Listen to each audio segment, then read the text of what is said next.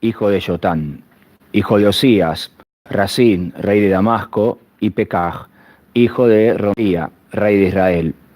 Subieron a Jerusalén para atacarla, pero no lograron conquistarla. Llegó la noticia al heredero de David: los sirios acampan en Efraín. Y se agitó su corazón y el del pueblo, como se agitan los árboles del bosque con el viento. Entonces el Señor dijo a Isaías: sal al encuentro de Acaz con tu hijo Sear-Yasub, hacia el extremo del canal de la alberca de arriba, junto a la calzada del Batanero, y le dirás: vigilancia y calma, no temas, no te acobardes ante esos dos cabos de tizones humeantes, la ira ardiente de Rasín y los sirios y del hijo de Homilía. Aunque tramen tu ruina diciendo: subamos contra Judá, sintémosla, apoderándonos de ella, y nombraremos en ella rey al hijo de Tabel. Así dice el Señor: no se cumplirá ni sucederá. Damasco es capital de Siria, y Rasín, capital de Damasco. Samaria es capital de Efraín, y el hijo de Homilía, capitán de Samaria. Dentro de 5 o 6 años, Efraín destruido dejará de ser pueblo. Si no creéis, no subsistiréis. Es palabra de Dios. Respondemos al Salmo diciendo: Dios ha fundado su ciudad para siempre. Dios ha fundado su ciudad para siempre. Grande es el Señor y muy digno de alabanza. En la ciudad de nuestro Dios, su monte es santo, altura hermosa, alegría de toda la tierra. Dios ha fundado su ciudad para siempre. El monte Sión, vértice del cielo, ciudad del gran rey entre sus palacios. Dios descuella como un alcázar.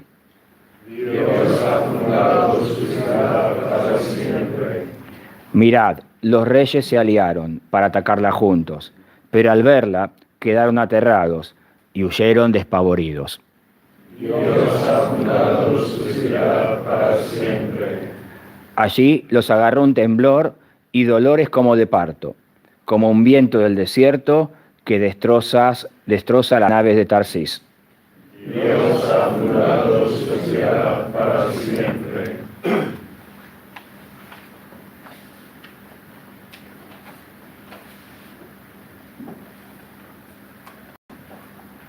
Aleluya, aleluya, aleluya, aleluya, aleluya, aleluya, aleluya, aleluya, aleluya. If today you hear his voice, harden not your hearts. Aleluya, aleluya, aleluya, aleluya, aleluya, aleluya, aleluya, aleluya, aleluya. The Lord be with you. And with your spirit. A reading from the Holy Gospel according to St. Matthew. Glory to you, Lord. Jesus began to reproach the towns where most of his mighty deeds had been done, since they had not repented. Woe to you, Chorazin! Woe to you, Bethsaida! For if the mighty deeds done in your midst had been done in Tyre and Sidon, they would long ago have repented in sackcloth and ashes.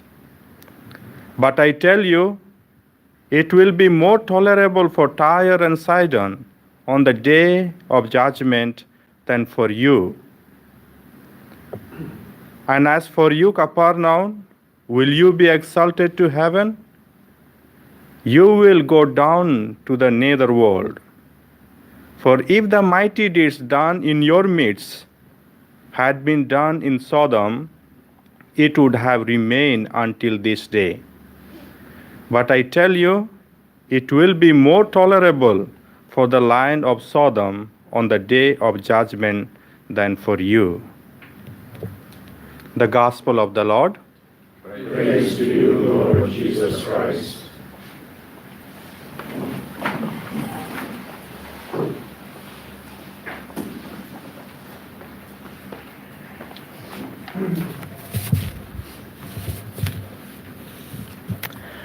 Why are you here? Where are you going? Where are you?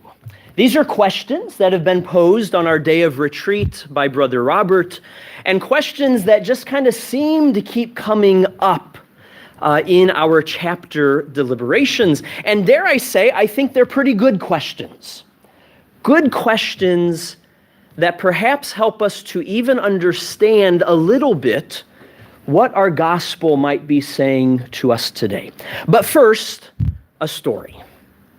So on Sunday, on our free day, Brother Bernie and I decided that we would go for a long walk around the streets of Rome. We were just going to be tourists, just go and see all of the great sights.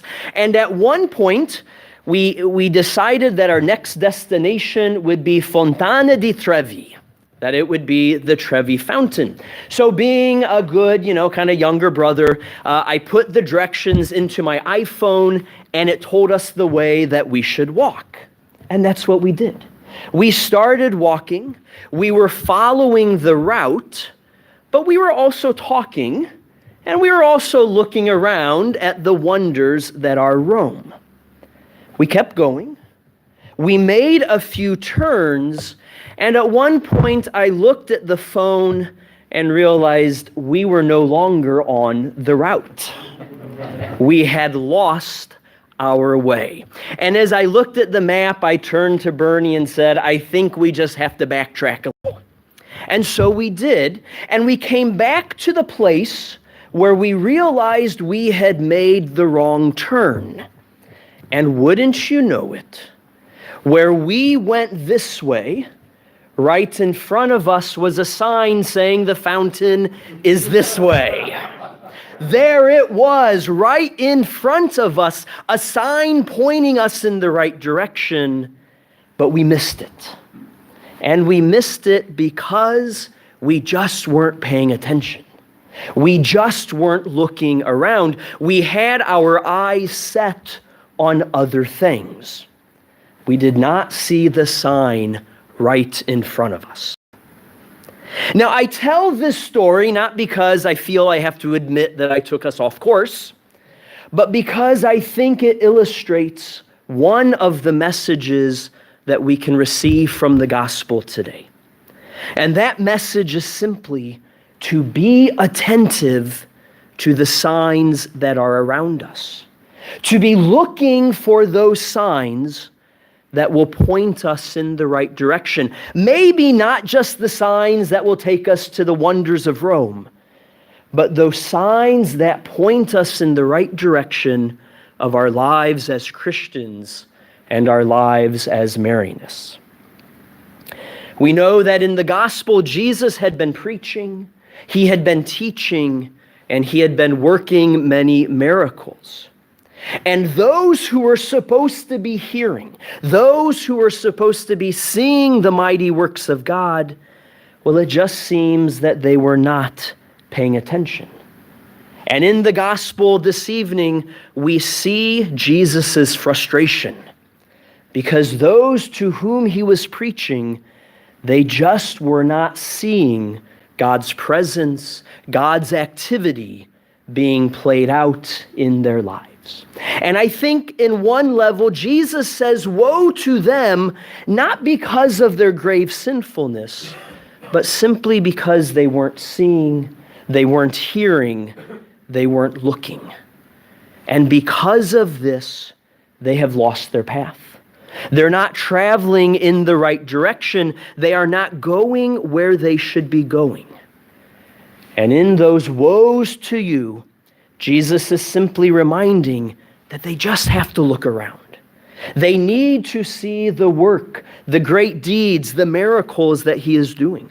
They need to be aware of the signs around them, signs of God's presence, signs that point to God's love, his mercy, and his peace, signs that point to them the way that they should walk. I think we even see the same thing in that first reading. The prophet Isaiah calls Ahaz to follow the Lord where he was pointing. And we know that Ahaz is called to follow a path that might seem difficult and even nonsensical at times.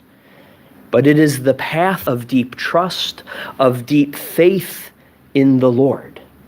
And if we were to continue to read these verses from Isaiah, we would see that the very next thing is God giving him a sign. We hear those wonderful words that the young woman will conceive and bear a son, and he will be called Emmanuel.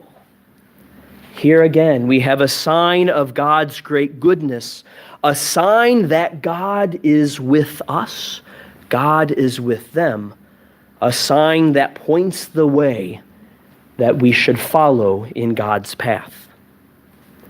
Well, brothers, I think the call today for us is the same. To look around, to see God's activity in our lives, to see God's presence in our midst. Maybe this comes from the word of a brother.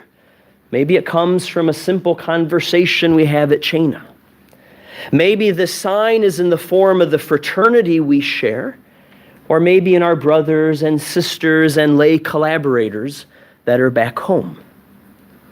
Maybe it's a sign of God seen in the beauty of creation, in our own garden, maybe even the sunset over St. Peter's Dome. Maybe it's a sign that comes to us as our hearts are stirred in prayer and meditation. Maybe it's that small, quiet whisper of God that we hear in our lives. I think that if we look around, we will see the signs of God's presence, the signs of God's activity calling out to us to have greater faith, calling out to us to be people of more love, of more mercy, of more peace. To see signs that will place us in the right direction, signs that will lead us to that fountain of everlasting life, which is Jesus Christ himself. Signs that call us to recognize more fully God's presence, God's activity, that God is with us. The second article of our rule of life says, in calling us to be Marianists, God asks us to follow in a special way Jesus Christ, Son of God, becomes Son of Mary, for the salvation of all. We as Marianists are called to follow in a special way Jesus Christ. And we do that, we know the path that we should follow simply when we look around to hear, to see God's call in our lives.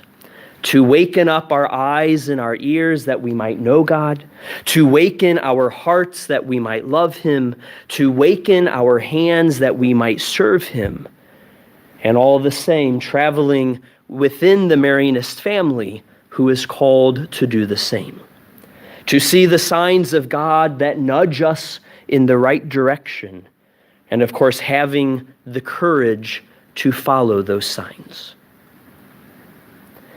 So brothers, this evening, let's pray that we might follow the signs of the Lord.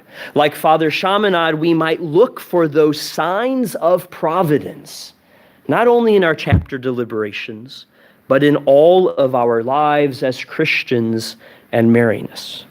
Let's look up so that we might see where God is calling us to today.